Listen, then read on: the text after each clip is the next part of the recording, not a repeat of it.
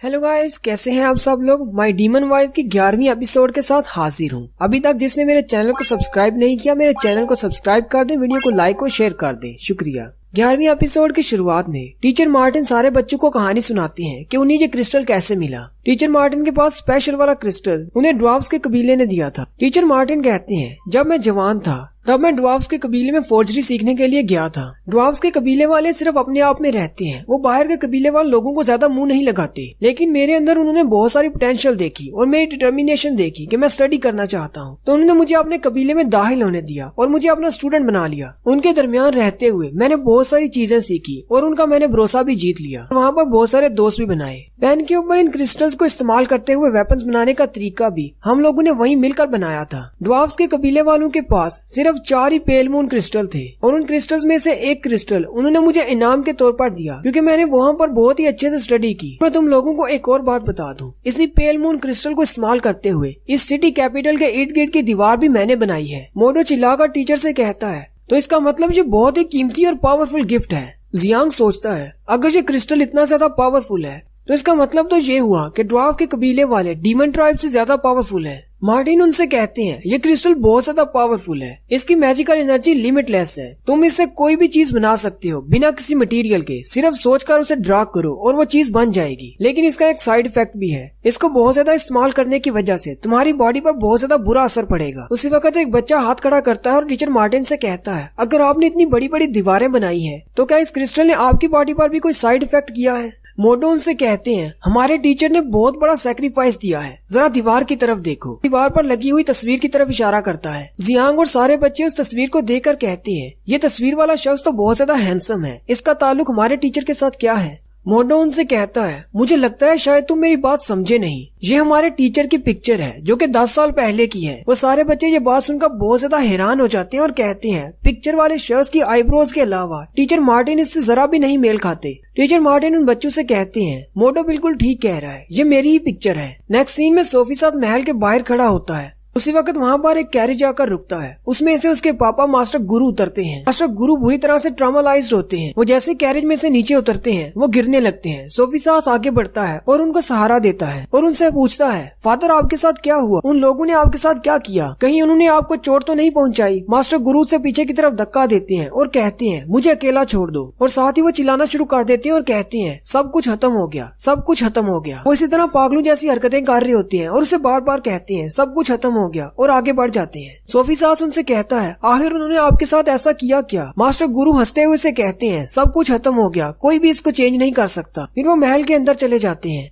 Next scene तलवारबाजी की class का होता है, जहाँ पर क्वीन के हाथ में एक तलवार होती है और उसने अपनी आंखों पर पट्टी बांधी होती है और वो प्रैक्टिस कर रही होती है। पीछे से उस पर तीर चलाए जाते हैं, वो उन तीरों को ब्लॉक करती है। ड्रोना ये देखकर बहुत ज्यादा खुश हो जाती है और क्वीन से कहती है, तुम तो काफी ज्यादा माहिर हो चुकी हो। डीमन क्वीन सोचती है, मैं इससे पहले बहुत ज्यादा माहिर थी, ये तो इस इंसानी बॉडी की वजह से मेरी मूवमेंट स्लो हो गई है। ड्रोना क्वीन से कहती है, यहाँ से जाने के बाद दोबारा इसकी प्रैक्टिस करना। वहीं पर दूसरे बच्चे बैठे होते हैं, किसी को घुटने पे तीर लगा होता है, किसी के बैक पे लगा होता है। टीचर उससे कहती है, तुम तो इन सब से बहुत ज्यादा बेहतर हो। क्वीन ड्रोना से कहती है, मैं तुम्हारी बात समझ गई, मैं घर जाकर भी प्रैक्टिस करूंगी। स्कूल से छुट्टी के बाद क्वीन वापस अपने हॉस्टल में आ जाती है। वो जैसे ही दरवाजा खोलती है तो वो ये देखकर हैरान हो जाती है क्योंकि अंदर बिकनी पहन के 2 टीचर्स खड़ी होती हैं। एक टीचर द्रोना होती है और एक टीचर वेडली होती है। क्वीन आगे बढ़ती है और उनसे कहती है, तुम दोनों यहाँ पर क्या कर रही हो, लेकिन वो दोनों से कोई जवाब नहीं देती। क्वीन जैसे ही आगे जाकर उनको हाथ लगाती है, वो ये देखकर हैरान हो जाती है कि ये तो सिर्फ पत्थर की मूर्तियां हैं। वहीं जियांग पीछे बैठा होता है, उसे कहता है, क्या ये रियल लग रही है। क्वीन उससे पूछती है, तुमने इन स्टोन स्टैचूज को कलर कैसे किया। जियांग उसे कहता है, अगर तुम मिट्टी में कलर मिला दोगे तो उससे जो भी चीज बनाओगे वो कलर बनेगी। जियांग जमीन पर बहुत सारे पेपर फैलाकर बैठा होता है और क्वीन से कहता है, फ्यूचर में मैं बहुत सारी ऐसी चीजें बनाने वाला हूँ जैसी तुमने पहले कभी नहीं देखी होंगी।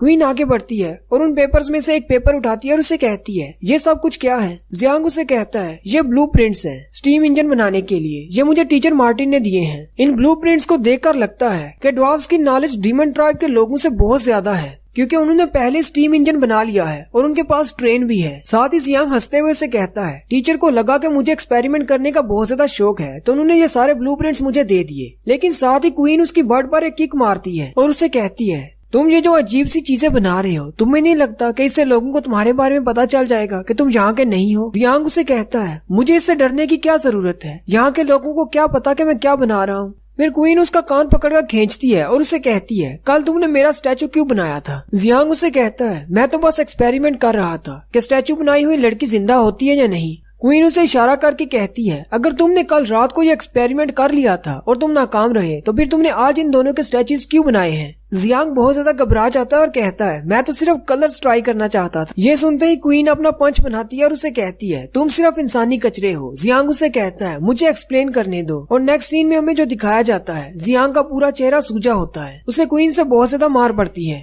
जियांग अपनी साइकिल पर स्कूल की तरफ जा रहा होता है और कहता है, मुझे स्टीम इंजन बनाने का तरीका मिल गया है। अगर मैं इसको थोड़ा सा अल्टर कर दूं तो मैं एक कार भी बना सकता हूँ। और अगर मैं इसी तरह मेहनत करता रहा तो क्या पता एक दिन मैं एक ट्रांसफार्मर कार बना लूं। और साथ ही वो हंसना शुरू कर देता है और कहता है, एक दिन उस डीमन क्वीन को मेरी असल पावर का पता चल जाएगा। वो जैसे स्कूल के करीब पहुंचता है तो सारी क्लास के लड़के बाहर खड़े शोर मचा रहे होते हैं। सारे लड़के मोडो से पूछ रहे होते हैं, अब हमें क्या करना चाहिए? मोडो उनसे कहता है, मुझे नहीं पता। उसी वक्त जियांग भी उनके करीब आ जाता है। जियांग उनसे पूछता है, यहाँ पर क्या हो रहा है? मोडो जियांग को बताता है, टीचर मार्टिन गोल्ड अलॉय केव में चले गए हैं क्रिस्टल लेने के लिए। साथ ही वो उन्हें बैक फ्लैश सीन दिखाता है और कहता है, लास्ट नाइट मैं अपने टीचर के साथ गया था पर्पल ड्रैगन्स के हेडक्वार्टर पर। हम लोग वहाँ पर नए क्रिस्टल्स खरीदने के लिए गए थे, लेकिन हमें नहीं पता था कि क्रिस्टल्स की कीमतें बढ़ गई हैं। कैप्टन ने हमसे कहा कि हमें डबल दाम देने पड़ेंगे। टीचर मार्टिन कैप्टन से कहते हैं, अब इसका क्या मतलब है? हमें ज्यादा पैसे देने पड़ेंगे। तुम जो हमें क्रिस्टल्स की कीमतें बता रहे हो वो पहले वाली कीमतों से 3 गुना ज्यादा है। कैप्टन टीचर मार्टिन से कहते हैं, तुमने बिल्कुल ठीक सुना, हम लोग 3 गुना ज्यादा कीमतें वसूल कर रहे हैं, लेकिन क्योंकि तुम एक टीचर हो इसलिए हम तुमसे सिर्फ 2 गुना ज्यादा कीमत लेंगे। टीचर मार्टिन कैप्टन से कहते हैं, गोल्ड अलॉय क्रिस्टल्स हमारे लिए बहुत ज्यादा जरूरी हैं। अगर तुम लोग कीमतें बढ़ा दोगे तो हमारे जैसे फोर्जर्स इनको कैसे खरीदेंगे और हम लोग कैसे वेपन्स बनाएंगे?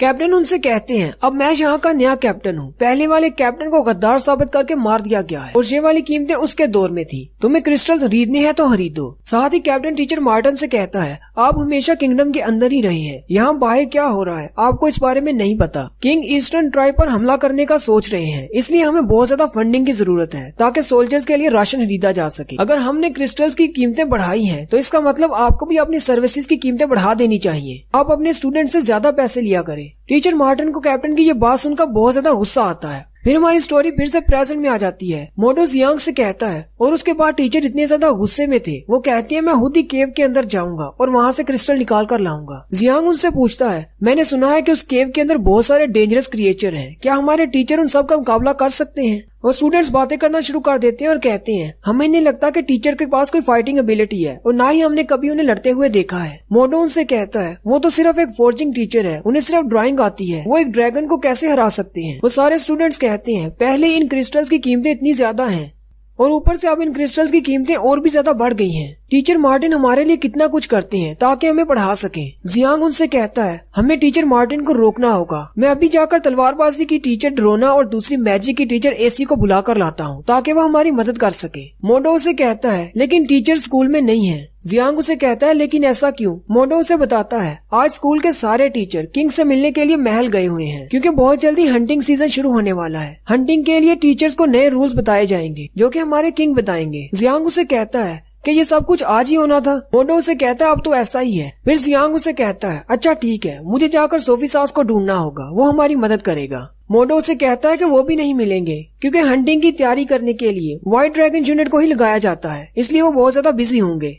जियांग चिल्लाना शुरू कर देता है और कहता है, मैं ये भी नहीं कर सकता, मैं वो भी नहीं कर सकता, तो बताओ मैं करूं क्या? आखिर हम अपने टीचर को इस तरह नुकसान पहुंचते नहीं देख सकते। उसी वक्त उन्हें महसूस होता है कि जमीन हिल रही है। जियांग उसे कहता है कि अर्थक्वेक आया है। वो जैसे दूसरी तरफ देखते हैं तो एली आ रहा होता है। एली ने अपने एक हाथ पर बड़ा सा पत्थर उठा रखा होता है। वो सीधा इनके पास आता है और उनके सामने वो बड़ा सा पत्थर रख देता है और उनसे कहता है, मास्टर मार्टिन से कहना कि मैं उनके लिए सारे मटेरियल्स ले आया हूँ, इस महीने के लिए काफी होगा। मोडो एली से कहता है, वो बात यह है कि टीचर यहाँ पर नहीं है, इसलिए मैं तुम्हें पैसे नहीं दे सकता, क्या तुम बाद में आकर अपने पैसे कलेक्ट कर सकते हो? एली उनसे कहता है, कोई बात नहीं, मैं बाद में आकर अपने पैसे ले लूंगा। एली उनको जो मटेरियल ला कर देता है जिसके बदले में टीचर मार्टिन उसे पैसे देते हैं। फिर एली उनसे कहता है, मैं यहाँ से जा रहा हूँ। उसी वक्त जियांग उसका हाथ पकड़ लेता है और उसे कहता है, जरा रुको, मेरी बात सुनो, क्या तुम थोड़े से और पैसे कमाना चाहते हो? जियांग अपने पास से सिक्कों की थैली निकालता है और मोडो से कहता है, मोडो मुझे पर्पल ड्रैगन टीम के पास लेकर चलो, मुझे कुछ हाई लेवल क्रिस्टल खरीदने हैं। मोटो उससे पूछता है, लेकिन तुम्हें क्रिस्टल किस लिए खरीदने हैं। नेक्स्ट सीन उस केव के बाहर का होता है जहाँ पर सोल्जर्स बैठे होते हैं। सोल्जर आपस में बातें कर रहे होते हैं कि मार्टिन टीचर यहाँ से गुजर गए, वो केव के अंदर चले गए हैं। दूसरा सोल्जर पहले वाले से कहता है, लेकिन तुमने उन्हें यहाँ से जाने क्यों दिया। वो सोल्जर हंसते हुए कहता है,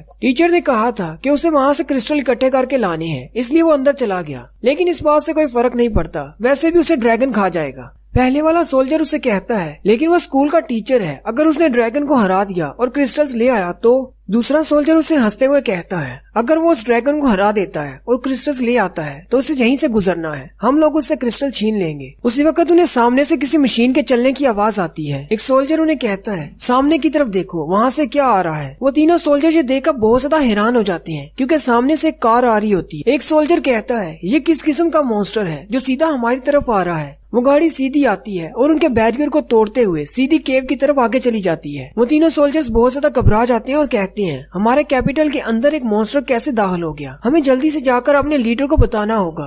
और यहीं पर हमारी 11वीं एपिसोड का एंड होता है। एक्सप्लेनेशन अच्छी लगी हो तो कमेंट करके जरूर बताएं। चैनल को सब्सक्राइब कर दें, वीडियो को लाइक और शेयर कर दें। शुक्रिया।